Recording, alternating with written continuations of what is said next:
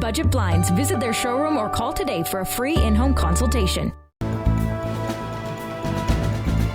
Welcome back. 2015 brought a fair amount of change, both locally and across the country. Everything from a big shift in government to altered legislation that will impact many in the area. To get a more in-depth look, our Chris Chacon met with Canada's former Minister of Agriculture and current Member of Parliament, Gerry Ritz. So this year has been a big year of change. You've been a Minister of Agriculture since 2007. How has this change been for you? Well, it's like a culture shock, really. It's from going from a 100-mile-an-hour schedule to a 60-mile-an-hour schedule. It's quite different, actually. I mean, I spent the first half of my career in opposition and then the second half as a minister in the cabinet. So it's a big change again. Talking about change, as a country, Liberals in power, what are your thoughts on this? Well, of course, I don't like it. I think that we'll see some major retractions on a lot of things that we've done. I know the ruling on country of origin labeling comes out tomorrow, the WTO, and I don't see it in anybody's mandate letter. I don't see it in the throne speech, so I see it sort of being ignored. Softwood lumber agreement is up for renewal. I don't see anybody tackling that in their mandate letters or in the throne speech. I know these are all high-level umbrella-type announcements, but at the same time, these are issues that are very specific to especially Western Canada, and I don't see anybody picking those up. So I'm a little bit concerned as to how Western Canada will be treated as the Liberals govern.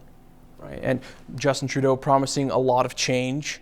Is this the change that we want here in Alberta, Saskatchewan? What are your thoughts on that? Well, some of it possibly, but it's how they go about it, how quickly they put it in play. The climate change talks that are going on in Paris right now will not be friendly to Canada. That's one of the reasons that we as a government pulled out of the Kyoto Accord. Of course, the United States never even signed on to it. So when you start getting these types of targets as they generate and they're fixed, they're binding, they're legally binding and so on, and if you sign on to those and the major emitters don't, then of course we're in for a rough ride here in Canada. That was the problem with the Kyoto Accord, and that's why we pulled out as a government. If we'd have stayed in to the end of that particular month when we did remove ourselves, we would have owed something like $14 billion to the polluters, which makes no sense. Now you're moving into maybe a different chapter, a different area. Yeah. What are some of the goals that you have? Well, moving forward? I liken it to, rather than pulling in government, we're now pushing as opposition. Right. But the end goal for us is still the same, making sure that the economy is driven properly.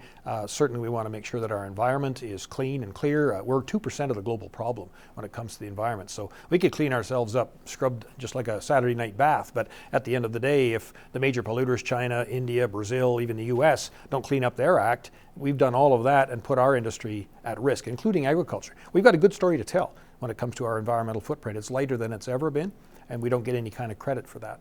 So, there's a lot of good things to be talked about. Okay. Well, thank you so much for meeting with us. We My really pleasure. appreciate your time. Thank you so much. Always good. Thank you. Now, sticking to our year in review series, Scott Cyr was elected to the Alberta Legislature in May for the Bonnyville Cold Lake constituency. Our Hannah Tita sat with the Wildrose MLA to discuss some of the issues concerning residents and what changes a new year will bring. So joining us in his Bonnyville office is Member of Legislative Assembly Scott Cyr. Thank you for being here. Thank you for doing the interview with me, Hannah. So while campaigning for the provincial election this year, can you tell me some of the issues residents brought to your attention? Well, Highway 28, getting the traffic going to and from our oil sands to Edmonton, it was one of the big concerns. The fact is that it's been one of the forgotten highways in which we've had several of the last premiers actually comment on the fact that there needs to be some work done to that one. For Bonnyville would be a water line from Cold Lake to Bonnyville. Getting our lake water is just a wonderful lake to have a source. Obviously, we need to be looking at making sure that it's sustainable to be able to supply the water, but from the studies that we've had gone forward, it appears that this is just a great source, and Alberta government has deemed it the local water source. Our ambulance system is a big concern in our local area. We've been seeing repeatedly where ambulances get stuck in Edmonton and don't come out of Edmonton, and that leaves Cold Lake and Bonnyville without ambulances.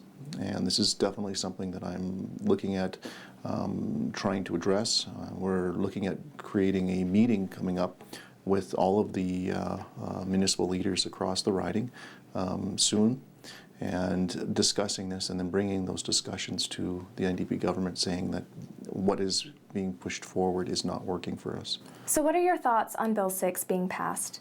Well, this is Bill 6. As you can see, that there's only a few pages to Bill 6. The problem is that we had this hit our desk about 2.5 weeks ago. It tells you how fast we're going through legislation in Alberta right now. What we have is a 32,000 person petition that hit the desk, and that is the largest petition ever put forward into the Alberta government that we're aware of. And we also had over 2,000 letters, more than that, but we tabled 2,000 letters from Albertans with concerns on this bill. And the NDP are taking none of those letters seriously. And to be honest with you, a lot of these letters are even from MLAs, NDP MLAs ridings.